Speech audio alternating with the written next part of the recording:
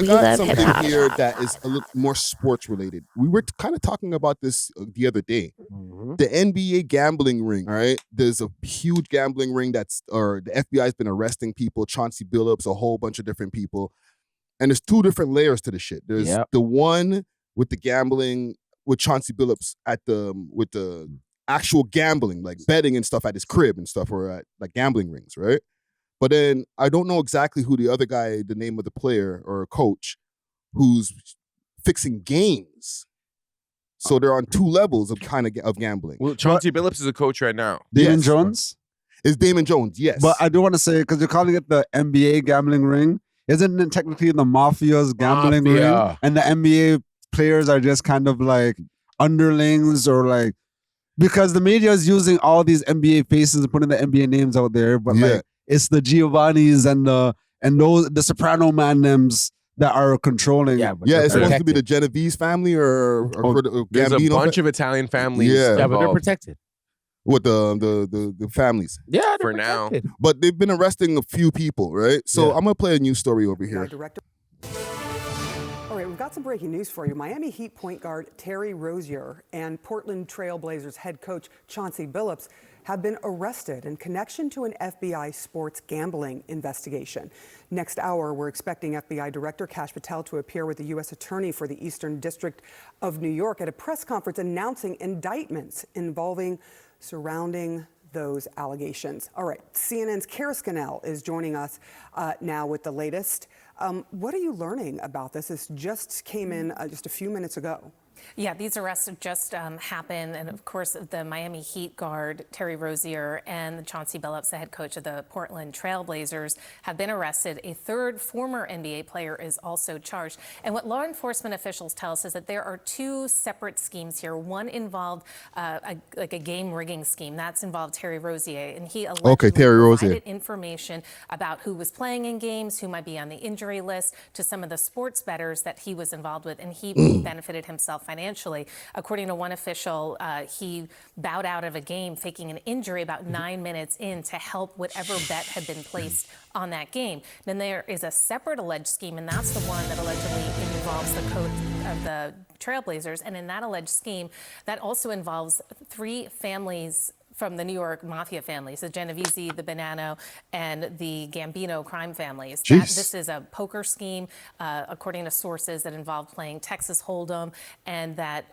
Billups was part of that scheme, attending these games. And according to one official, his attendance was there to be used as sort of a distraction to some of the other players who were playing, all part of a poker ring. So two separate sports getting. So, and just to give a little bit more context with the poker games, right? They had like these tables that had like X-ray tables, glasses, card counting, all types of things was going on. So like they were just killing people on the bets, bro, just taking bare money. And Chauncey Billups is the face of that part? That's crazy, fam. One, is there any Raptors involved? I'm not a sports guy. I always say this all the time. Is there any Raptors that are wrapped up? Because there's more than just these people that they're mentioning. And they mentioned the Raptors, but they didn't mention any players yet. So can you guys break down, before I ask my next question, who else is involved in this and what else is going on? Well, one former Raptor was charged with wire fraud. I think Michael Porter Jr., right? Yeah, but that's how you notice the whole team has been dismantled already. A lot of the players that are going to be charged from the Raptors are not Raptor players right now. Well, hopefully, and I know the NBA commissioner is doing a lot of work to kind of like talk about how they're like, getting more tough on gambling. Yeah. But I want to allege that low key, I feel like Gilbert Arenas is an informant. Yeah, he said he was going to do it. And I don't see him. Bro. I don't see him doing that. Have you seen? He's too real. They recently posted a clip of like them talking about it, and everyone was like, "Gil, like how was that cheese Danish that they gave you and stuff and the coffee?" And maybe it's a joke, but I think that all these NBA players are going to comply with the wishes of law enforcement, and we could see a breakdown of the Italian mafia, at least the sports betting aspect of it because it's going to be public now. Yes, but that brings me to my next question, because a lot of this stuff has been opened up because gambling, online gambling, all these things, they've legalized it in a lot of different states and stuff like that. Especially and New Jersey. New Jersey, all these different places. And now it's a thing. Is it going to affect the online gambling world? No, it improves it in a sense. But what happens is with these families that are getting caught up in it, they end up not, okay, a lot of these families have stakes in these casinos. So if you're now teeter-tottering with the FBI and all that, you're not a candidate anymore. So let's just say there's another couple families that are bidding to be casino owners, and they know, okay, the Giovanni family, all these families are going to get it before us. Let's get them out of here. We know a little something. Let's get them out of here. So that actually disrupts a lot.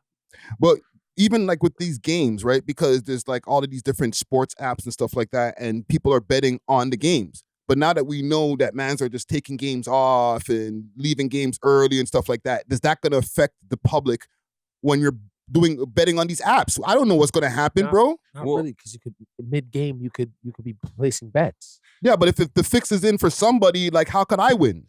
I think what we have to like pinpoint is that gambling is an addiction. So I feel like no matter what, it's like no matter what humans are going to do drugs, no matter what they're going to gamble. Especially competitive people, right? A lot of these athletes are hyper competitive. And I just want to add, so do you know this guy named Michael Franzesi or something? He's like a former mob guy. He's been on Vlad TV mad times. Okay, so what he said, just like a Sparks Note version of what he said is, these Italian families, they work with these gambling companies. These NBA players will somehow get into like gambling debt, right? With these guys. So first they'll be like, I'm going to reduce it. Make sure you give me this much every week. Yeah. Now that NBA player will try to make another bet to cover his old debts and like dig himself in a hole, right? Now they have an opportunity. They have a way out. They say, look, for the next game you play, miss your first 3 shots or like this, that, right? Yeah. You don't want to know what happens if you don't make me my money back. And I think they do that NFL, MLB, NBA, like they in every sport, and they win big. You lose big, but you win big, and that's like it's like millions of dollars for not really lifting a finger. Yeah, but if that's happening with the mob and these different players, and me just regular Joes at home, and I'm like, I want to use, I don't know, I'm not even gonna name any of the sports bet apps, but I want to use one of these apps and bet on a game.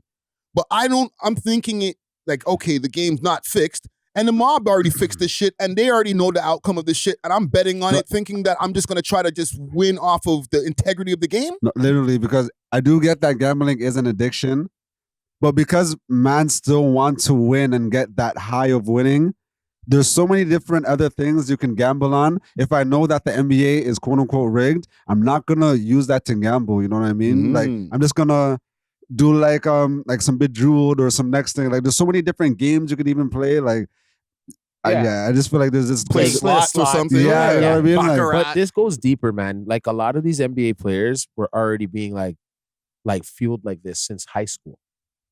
They're being bet on since high school. Chauncey Billups been being bet on since high school.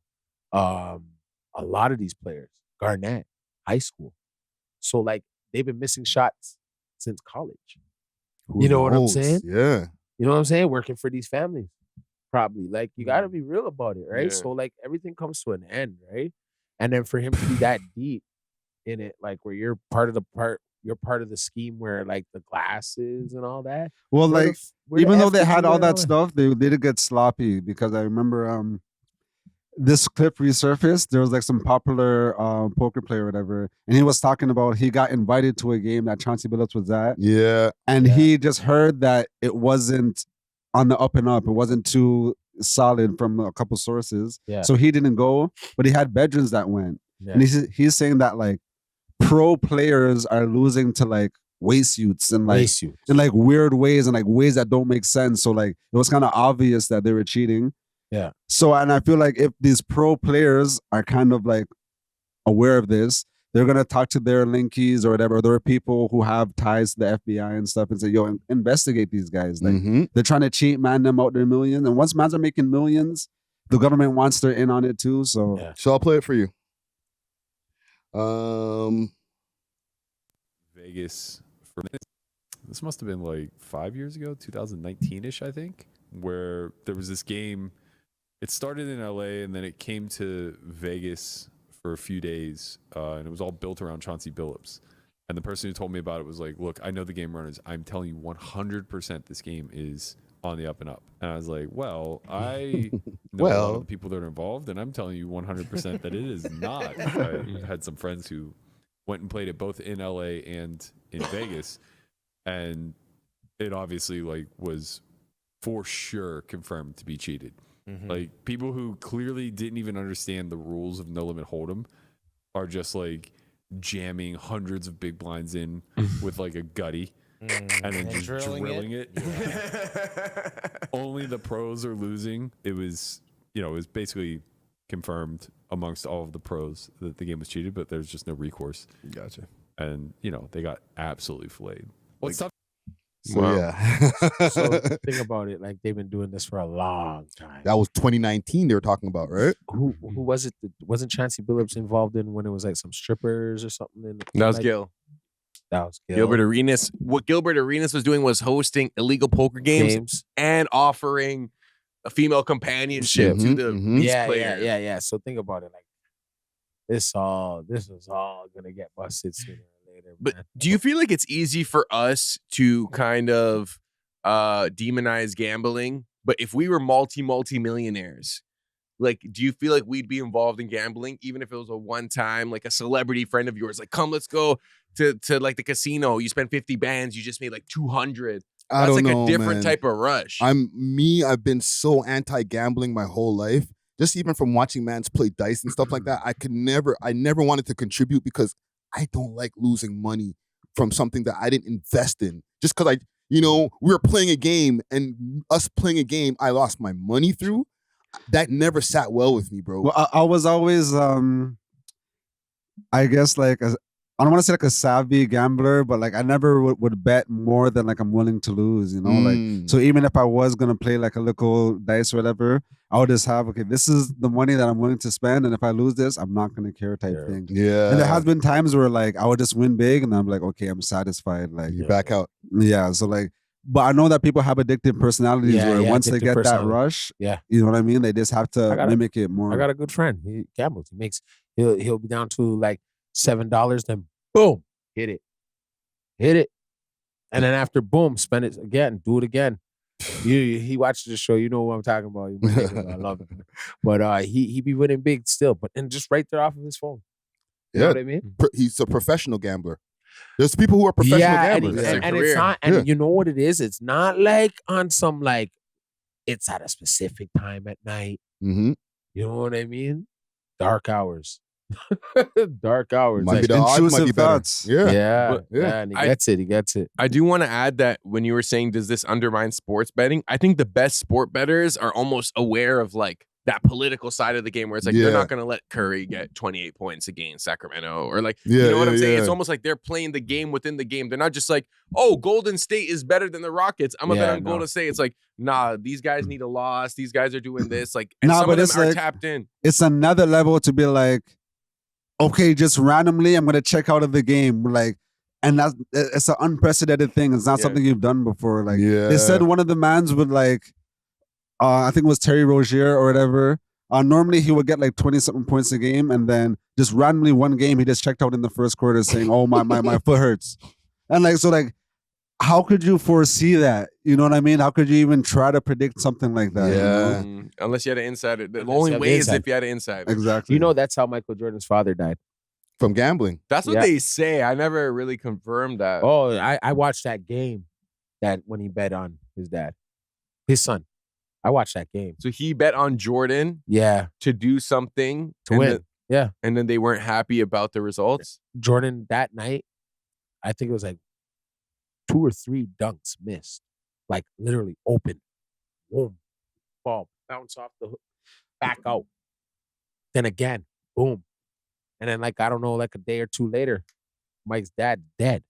Wait, so you're Are you saying that? They said it was some guys. I remember hearing the story too, but and the guys are in jail now. They're coming out or something like that. Are you right? saying that his dad bet on the game and then lost, or I always felt like people- that was I always felt that was the reason. I know that's the reason. I feel like I could see a sense of like where maybe Mans wanted Jordan to do something and Jordan didn't do it, and then they went to do it. But did his dad for it? Yeah, yeah, because I don't see Michael Jordan's dad just being in debt and then they just go smoke him.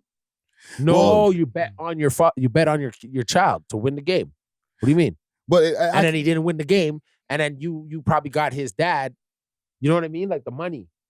Like you're giving your father like something. You got to watch the documentary on it, right? But I it remember kind of got watching debunked also because Vlad interviewed the Yeah. guy who killed Jordan's dad, and Yeah. they were saying that they were just at a hotel chilling, smoking, and then they went and robbed somebody, and it just happened to be it. him. It was random. Yeah. But it was the night. It was the night when he lost a certain game. It was like either a Yeah. playoff game or something. But then that's where everybody back in the day, that's where they connected it to, because his father was gambling. Michael Jordan gambles. You know what I'm saying? Yeah, it was just like yeah. a whole, that should get you killed. Well, I don't know, man. I just feel like I don't think it's just the NBA. Yeah. We're going to start getting more information probably as it rolls out, and we're going to start seeing, oh, there was some stuff in football and baseball and everything. I right? do think the NBA is being targeted though. Well, it just started too, bro. So that's kind of convenient, Yeah, no? it's crazy timing. Bro. It's Oh, crazy They're timing. trying to mess it up. The views. They're trying to mess up the. Listen, bro. Now the season just started, and we're all looking at this TV sideways, bro. No, exactly. That's crazy. We're going more to football, Like Cash Patel you is like he moves weird because hockey. every time he does a press conference, it's like, Yeah. okay, look at these black people, look at these black people.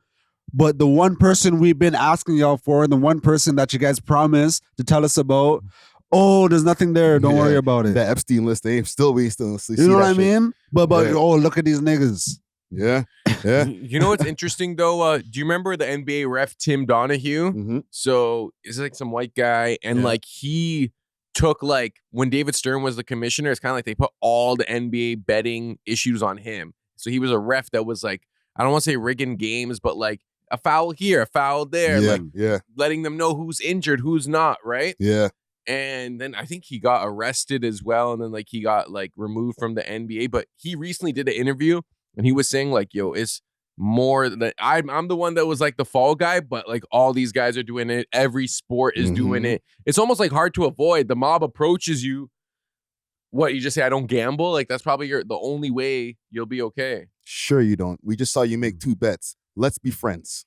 And sometimes in a sense of like, once they approach you, you don't even have a choice. It's too Yeah. late, bro. You know what I'm Boy. saying? You're a target because you have the money. Yeah. So they already planned you out like from time, like, okay, this is what we're gonna do. He's gonna probably try to resist, but then we're gonna say this and da da da da. Just- Yeah. We're gonna go out there and catch some of these high flying mullions over there. Because it's probably like, You know, okay, these little we can't get Steph Curry, we can't get LeBron, but like bullies. the 6th man off the bench who can like make an impact, we could definitely touch him and be like, yo, we know where your sister lives, you know. Yo, do you feel like Yeah. oftentimes It's all the black community is painted as the face of crime, but the real face of crime are like these like white underlords? Of that are, course. like Yes. Of course, we're but the fall the guys. brand of crime is like often attributed to like so-called black people. Well, bro, there's the mob, there's all these different guys that like I know that they have different people and cultures and stuff, but it's for the most part whites that are running the shit at the top.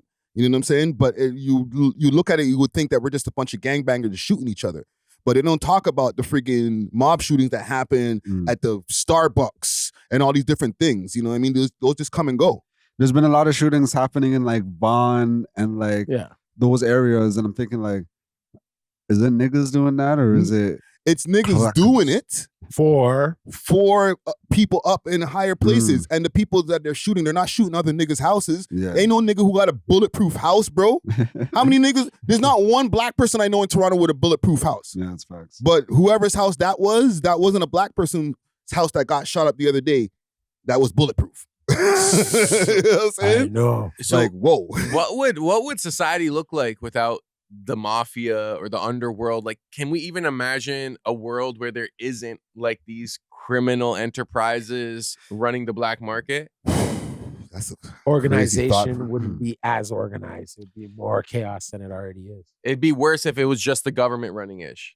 Or if just criminals didn't have any kind of hierarchy. A hierarchy, any respect, any morals, any scruples, any nuts. I just feel like with yin and yang, there's always going to be opposite energy, Yeah. So I think that's always going to exist. There's always going to be like the legal market and the black market. There's always going to be government and criminals. You know what I mean? Like rich and poor. Like You could go this way or go that way. exactly. Yeah, but if there's no like big mob factors and different like the tops, then it's just everybody just foot soldiers. Is that what's going on? Yeah, it'd be chaos. That'd be chaos, bro. You need It'd be chaos. bosses. Yeah, Because you would go and do some crazy shit somewhere else, right? Like you go rob a couple stores, and then you rob one of the higher up mob guy's store. He's gonna find you. Yeah, but there's no higher ups. But now there's no higher up. They'll never find me. You gotta see what I'm saying? That's where the chaos would be. Yeah. You would know, like you go and steal something, and you start selling it on the place. If there was no higher ups, we wouldn't know who did it. Kind of thing. And there's no plugs. Who's going to be the plug? Yeah, I feel like there's always bosses and there's always workers. government. Like Yeah, But it Every- kind of yeah. it undermines every nation and society when like the government isn't even the most powerful institution in your country. It's these Yeah. criminal families. You look at, but not all like the quote unquote criminal enterprises are bad. Like you look at the Mexican cartel, like apparently like they're good for Mexico. They say, you know what I'm saying? I know the government's always trying to take them down, but like I think a lot of people rock with the Mexican cartel. And they have money invested, a lot of money invested in the economy. Yeah. And they like kind of wash it a little bit. So I don't know, man. But it's kind of like everything's an illusion, bro. We be voting for like these politicians. We should really be talking to these criminal families, these mobs, and be like, yo, like, we need a new road on my street. You know what I'm saying? Like, Don't worry. My company over here, my concrete company, we're gonna do it. by the way, how's the family? How's the wife? And I'll just say this in closing. If you look around, a lot of landscaping and stuff like that, a lot of the same, not the same names, but the same nationality of names. And I'm not going to say anything else because I don't want to get no DMs. All right, we'll just leave it there. Hey, Mulian over there. Hey, he's talking all that curry goat eating shit. It's crazy because like I'm gonna wrap you like a roti. American whites were initially hesitant of Jewish families or like Jewish people coming, and then Italians. You know what I'm saying? And they kind of foresaw that like, yo, these guys are like causing crime. They didn't consider them white. They're not white. I didn't want to mention them, and this guy started to break it down. That's my dude, though. They're not all white. I didn't say nothing. Leave me alone, bro. You got the Germanic ones, and then you got the Southern ones, right? Yeah. Oh man. Right. So Okay, let's talk about some rap. yeah, before we get some real DMs. Hey, Mulian's over there. But That we went love deep. hip hop over there. Yeah, I know, right? Next time I go to an espresso shop, they just page when me. I go to one of the meat shops, they're gonna be like, "Hey, you think we didn't see your Mulians over there? And they'll be calling you by your first name. Hey, George, come here. Whoa. You there hanging out with those Mulians? Sorry. Letting them talk all that Mooly shit." Okay. We Thanks love for hip watching. hop. If you enjoyed this video, please make sure to check out these other videos on the screen and make sure to like and subscribe. We love hip hop.